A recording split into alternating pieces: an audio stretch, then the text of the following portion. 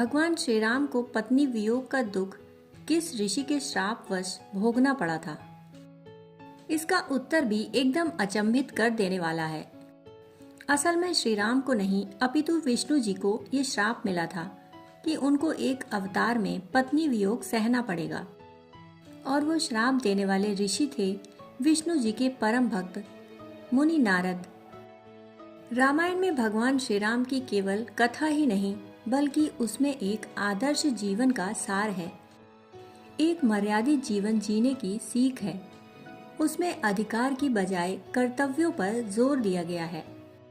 रामायण में हम जानते हैं कि भगवान श्री राम को माता सीता का वियोग सहना पड़ा था, परंतु यह वियोग उन्हें एक श्राप के कारण सहना पड़ा।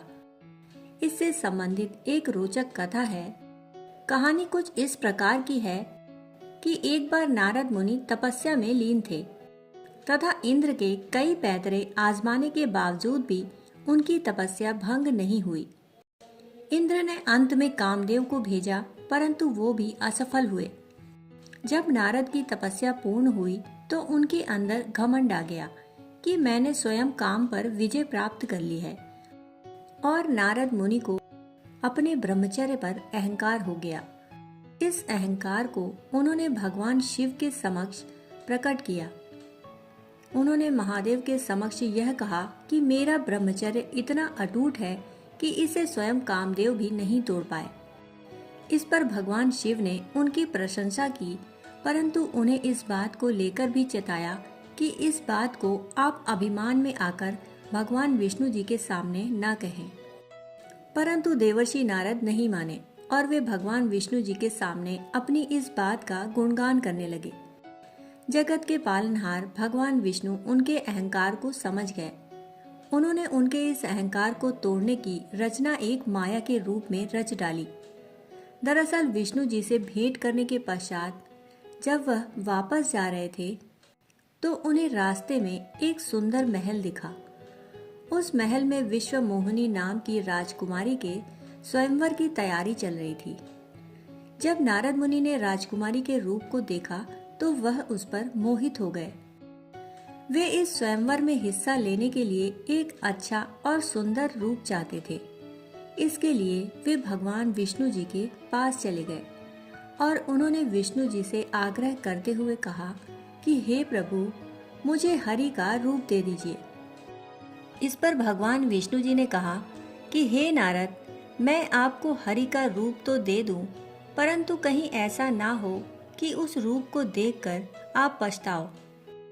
अब विष्णु जी ने नारद को वही रूप दे दिया, परंतु इस बात से अनभिज्ञ कि हरि का एक रूप वानर का भी है।